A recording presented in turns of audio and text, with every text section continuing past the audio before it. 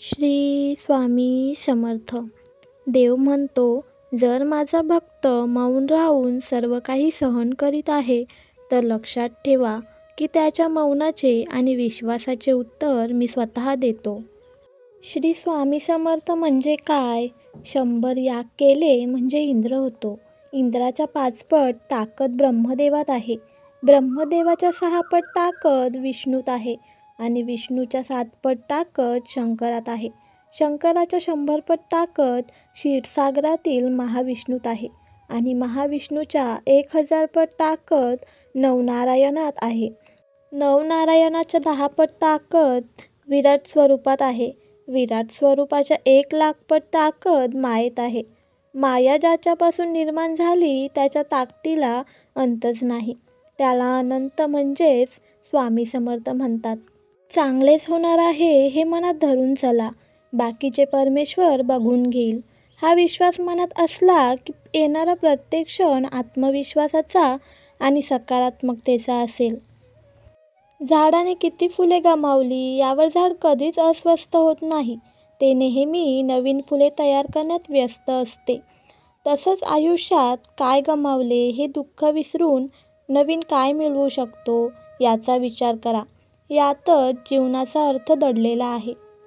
श्री स्वामी समर्थ. हरवल्यावर पुन्हा जिद्दीने लढायला प्रेरणा देतात ते माझे स्वामी. मन अशांत असताना मायेने डोक्यावरून हात फिरवतात ते माझे स्वामी.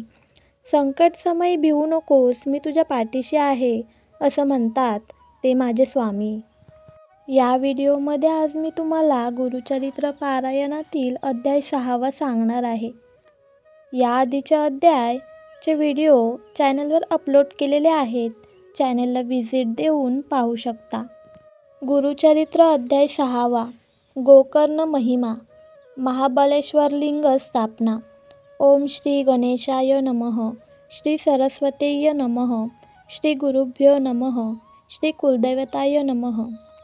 नामधारक सिद्धयोग्यांना म्हणाला, स्वामी, अज्ञानरूपी अंधारात अडकलेल्या मला तुम्ही ज्ञानदीप दाखविलात. या आधीचा अध्याय बघितल्याशिवाय हा 6वा अध्याय समजणार नाही. सर्व अध्याय पहा, तुम्हाला खूप आवडतील आणि ऐकल्यानंतर तुम्हाला स्वामींची प्रचिती दिसून येईल. गुरुचरित्रातील 6व्या अध्यायाला तर सुरुवात करूया. नामधारक सिद्धयोग्यांना म्हणाला, स्वामी, अज्ञानरूपी अंधारात अडकलेल्या मला तुम्ही ज्ञानदीप दाखविलात. तुम्ही मला गुरुपीठही साध्यांत सांगितलेत.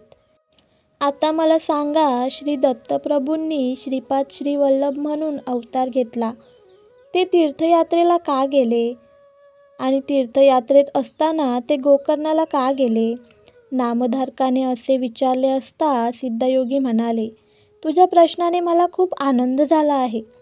मी तुला श्री गुरुचरित्र सविस्तर सांगतो. श्री दत्तप्रभूंनी श्रीपाद वल्लभ म्हणून अवतार घेतला. त्यांनी भक्तजनांचा उद्धार करण्यासाठी व त्यांना परमार्थाची, आत्मज्ञानाची दीक्षा देण्यासाठीच वेळोवेळी तीर्थयात्रा केली. या भूमीवर अनेक तीर्थक्षेत्र आहेत, पण या सर्व तीर्थक्षेत्रात गोकर्ण क्षेत्राचे महात्म्य फारच मोठे आहे. तेथे महाबलेश्वर नावाचे स्वयंभू शिवलिंग आहे. त्या लिंगाची स्थापना गणेशाने केली. ती कथा मोठी अद्भुत आहे. सिद्धयोग्यांनी असे सांगितले असता, ती महाबलेश्वर लिंगाची कथा मला सविस्तर सांगा अशी नामधारकाने विनंती केली असता सिद्धयोग्याने कथा सांगण्यास सुरुवात केली. पुलस्त नावाचे एक ब्राह्मण ऋषी होते. त्यांच्या पत्नीचे नाव कैससी. ती भगवान शंकरांची एकनिष्ठ उपासक होती. ती नित्य शिवलिंगाची पूजा केल्याशिवाय अन्न घेत नसे. एके दिवशी तिला पूजेसाठी शिवलिंग मिळाले नाही. व्रतभंग होऊ नये म्हणून मृत्तिका शिवलिंग करून त्याची भक्तिभावाने पूजा सुरू केली. याच वेळी तिचा पुत्र दशानन रावण तिला वंदन करण्यासाठी तिथे आला होता. तो अत्यंत क्रूर होता, तरी मोठा शिवभक्त होता. आपली आई मृत्तिका शिवलिंगाची पूजा करीत आहे हे पाहून त्याला मोठे आश्चर्य वाटले. तो म्हणाला, माते, मी तुझा पुत्र असताना तू मृत्तिका शिवलिंगाची पूजा करीत आहेस, हे माझे मोठे दुर्भाग्यच म्हणावे लागेल. आणि या असल्या शिवलिंगाची पूजा करून काय फळ मिळणार आहे? कैससी म्हणाली, या पूजनाने कैलासपदाची प्राप्ती होते. हे ऐकताच रावण म्हणाला, मी तुला प्रत्यक्ष कैलासच आणून देतो. मग तुला हे कष्टच करावे लागणार नाहीत. तुला प्रत्यक्ष शिवपार्वतीची पूजा करता येईल. असे वचन देऊन तो शिवपार्वतीसह कैलास आणण्यासाठी मनोवेगाने निघाला. काहीही करून शिवपार्वतीसह कैलास लंकेत आणून आईला द्यायचाच असा निश्चय त्याने केला. माझा आवाज तुम्हाला आवडत असेल तर एक लाईक नक्की करा आणि कमेंटमध्ये श्री स्वामी समर्थ लिहा. शुभ्र आणि रमणीय अशा त्या कैलास पर्वताला रावण आपल्या 20 हातांनी गदागदा हलवू लागला. कैलास भुवन डळमळू लागले. रावण आपली 10 मस्तके पर्वताला लावून व 20 हात मांड्यांवर ठेवून अत्यंत जोराने पर्वत उचलण्याचा प्रयत्न करू लागला. सप्त पाताळे डळमळू लागली. सप्तस्वर्गात हक्काकल्लोळ मजला. शेषनाग फडा चुकवू लागला. कूर्म भीतीने थरथरू लागला. स्वर्गास सर्व देव भयभीत झाले. सत्यलोक वैकुंठलोक डळमळू लागले. आता प्रलय होणार असे सर्वांना वाटू लागले. घाबरलेली पार्वती शंकराचे पाय धरून म्हणाली, स्वामी, आपल्या कैलासाचे काय होणार? काहीतरी उपाय करा. शिवलोकात मोठा गोंधळ निर्माण झाला आहे. सगळे शिवगण घाबरले आहेत. आता स्वस्थ बसू नका, काहीतरी इलाज करा. पार्वतीने अशी विनंती केली असता शंकर म्हणाले, तू कसलीही चिंता करू नकोस. माझा भक्त रावण भक्तीने खेळतो आहे.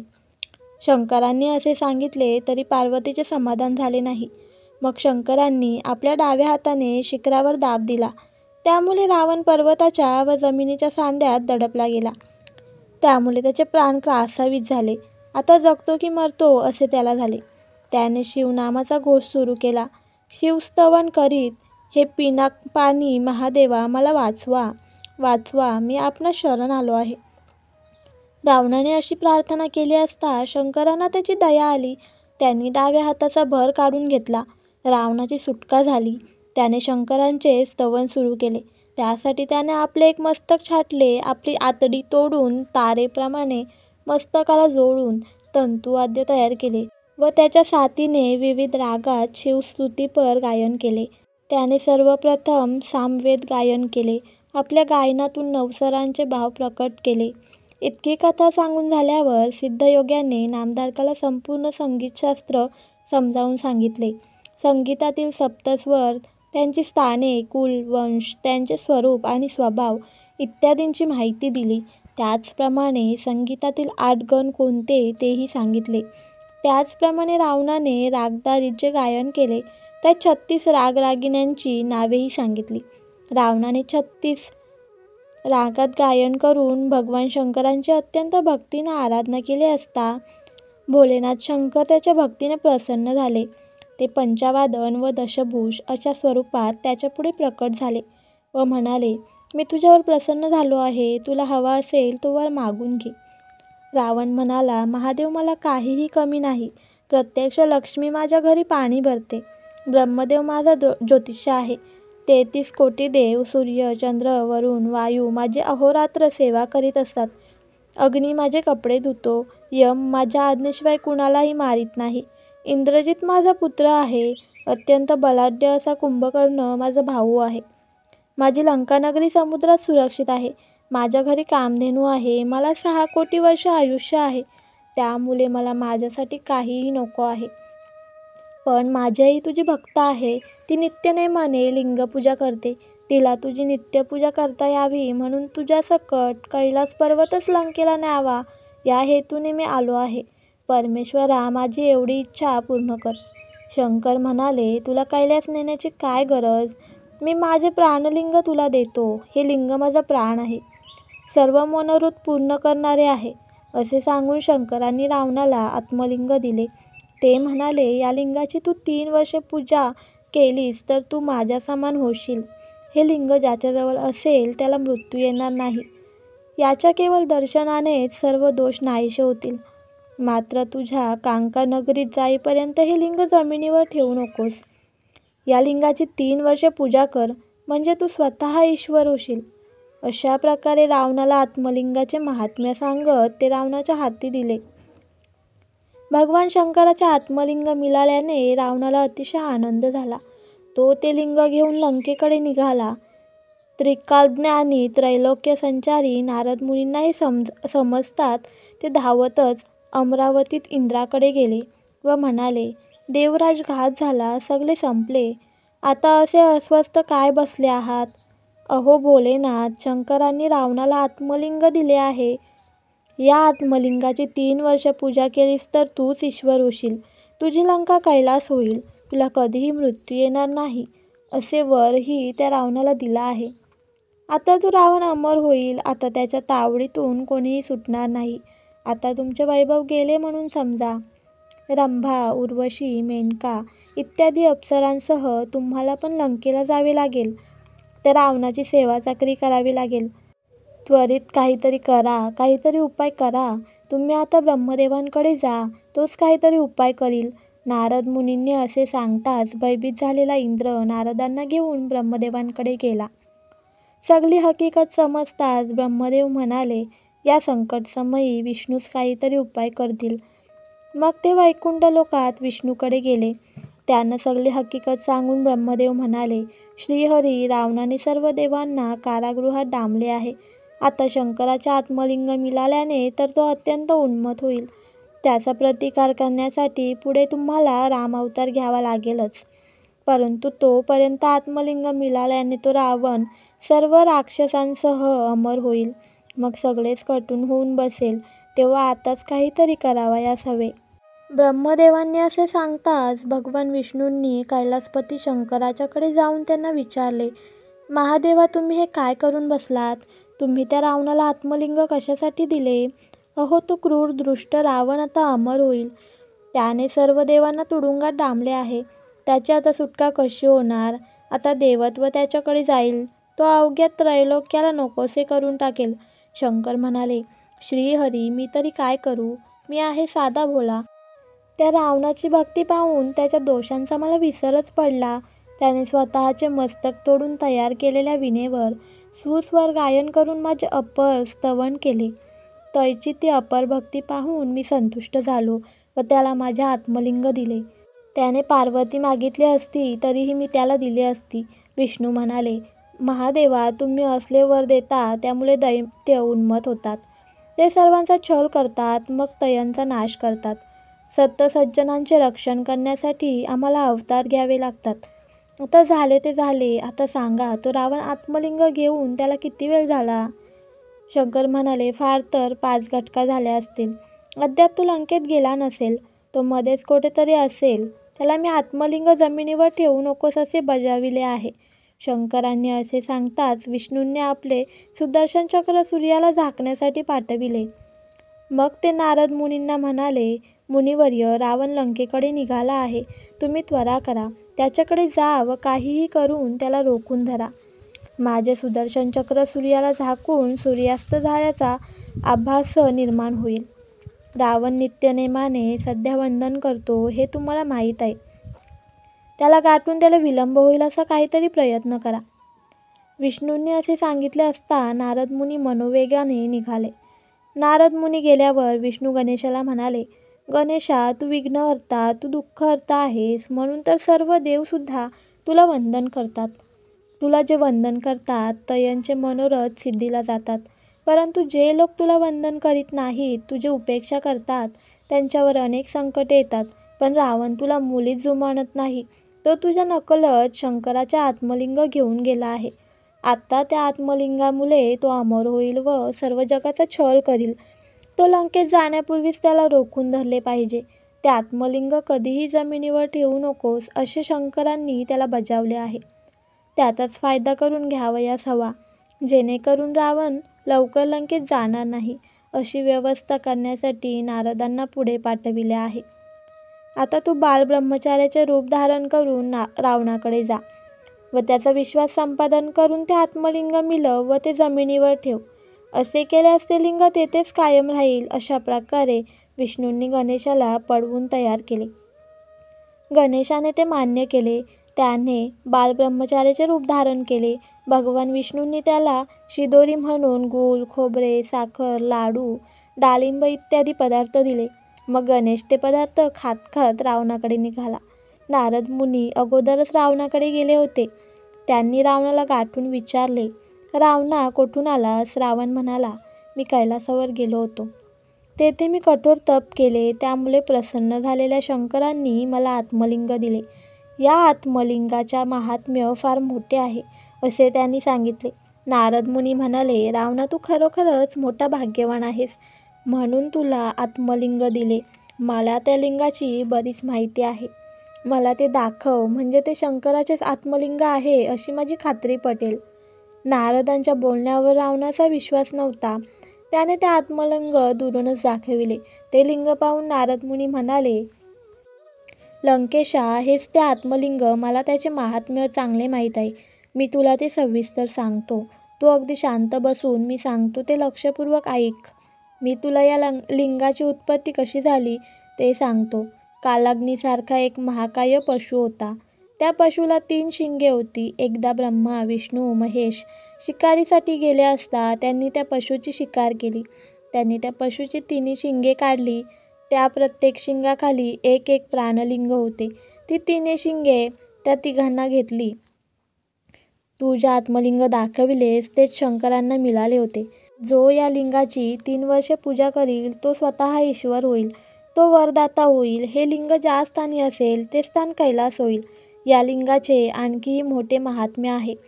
नारदांनी वेळ काढण्यासाठी आणखी काही सांगवयास सुरुवात केली. तेव्हा रावण म्हणाला, पुरे मला लवकर लंकेत गेले पाहिजे, असे बोलून तो जाऊ लागला. तेव्हा नारद म्हणाले, सूर्यास्त होण्याची वेळ आली आहे. तू 4 वेदांचे अध्ययन केले आहेस. ब्राह्मणाने सायं संध्या वंदन केलेच पाहिजे. तू जर असाच केलास तर संध्याकाळ होईल. संध्येची वेळ न चुकवता कामा नये. कितीही असले तरी संध्यावंदनाचा नियम मोडता कामा नये. आता माझी संध्येची वेळ झाली आहे. मी जातो, असे बोलून नारद मुनी निघून गेले. इकडे सुदर्शन चक्र सूर्याआड झाल्यामुळे संध्याकाळ झाल्याचा आभास निर्माण झाला. रावण मोठ्या काळजीत पडला. आता काय करायचे? संध्याकाळ तर झाली. आता संध्या न करताच पुढे गेलो तर व्रतभंग होणार.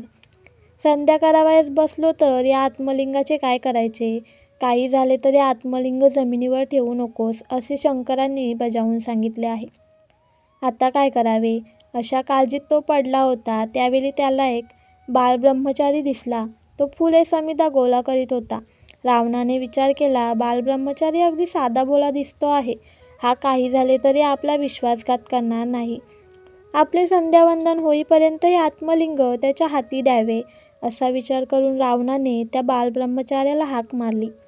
त्या बालब्रह्मचार्याला हाक मारली, पण रावणाला पाहताच तो पळू लागला. रावणाने त्याला थांबवून प्रेमाने विचारले, अरे बटू, घाबरू नकोस. तू कोण रे बाला? तुझे आईवडील कोण? तू कोठे राहतोस? तू कोणत्या कुलातला? मला सगळे काही सांग.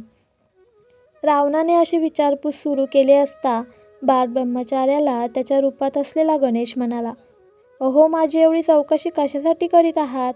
माझ्या पित्याने तुमच्याकडून काही कर्ज वगैरे घेतले आहे काय? माझा पिता जटाधारी आहे. तो सर्वांगाला भस्म लावतो. त्याच्या गळ्यात रुद्राक्षमाळा असतात. तो वृषभावर बसून भिक्षा मागत फिरतो. त्याचे नाव शंकर. माझी माता प्रत्यक्ष जगन्माता आहे. आता मला जाऊ दे. मला तुझी फार भीती वाटते. रावण म्हणाला, अरे बाला, तुझे वडील तर अगदी गरीब दिसतात. घरोघरी भिक्षा मागतात. मग ते तुला कुठले सुख देणार? माझे लंकानगर रत्नखचित आहे. तू माझ्याबरोबर चल. माझी घरी देवपूजा कर. तुला हवे असेल ते मी देईन. बालब्रह्मचारी म्हणाला, नको. तुझ्या लंकेत राक्षस आहेत. मला ते मारून टाकतील. मला सोड. मी माझ्या घरी जातो. मला भूक लागली आहे. रावण म्हणाला, ठीक आहे, तू कुशाल आपल्या घरी जा, पण थोडं थांब. मी समुद्रतीरावर संध्या करून येतो. तोपर्यंत हे लिंग हातात धरूनच ठेव, पण काही झाले तरी जमिनीवर ठेवू नकोस. त्यावर बालब्रह्मचारी म्हणाला, अहो, मला हा त्रास का देत आहात? मी लहान आहे. तुमचे लिंग जड असेल. मला कसे धरता येईल? रावणाने त्याला परोपरीने समजाविले व लिंग हातात धरून ठेवण्यास तयार केले. रावण त्याच्या हाती लिंग देऊन समुद्राच्या काठावर संधीला बसला. तेव्हा तो बालब्रह्मचारी म्हणाला, ठीक आहे, मी तुम्हाला 3 हाका मारीन. एवढ्यात तुम्ही आला नाहीत तर मी हे लिंग जमिनीवर ठेवीन. रावणाने ते मान्य केले. तो बालब्रह्मचारी म्हणजे गणेश हातात आत्मलिंग घेऊन उभा राहिला. रावण संधीला बसला. सर्व देव विमानात बसून गणेशाकडे कौतुकाने पाहत होते. रावण अर्घ्य देऊ लागला तेव्हा गणेश रावणाला हाका मारीत म्हणाला, लवकर या, माझ्या हाताला हे लिंग पेलवत नव्हती, माझा हात दुखावला आहे. रावणाने हाताने खून करून थोडा वेळ थांबण्यास सांगितले. काही वेळानंतर गणेशाने पुन्हा 2 हाका मारल्या, पण रावण संध्या अर्धवट सोडून उठला नाही. आता अट पूर्ण झाली होती. मग गणेशाने भगवान विष्णूंचे स्मरण करून व सर्व देवांना साक्षी ठेवून ते आत्मलिंग जमिनीवर ठेवले. सर्व देवांना अतिशय आनंद झाला. त्यांनी आकाशातून गणेशावर पुष्पवृष्टी केली. अर्घ्य देऊन रावण वेगाने परत आला. गणेशाने आत्मलिंग जमिनीवर ठेवलेले पाहून तो अतिशय क्रूर झाला. त्याने रागाच्या भारात ठोसे मारले.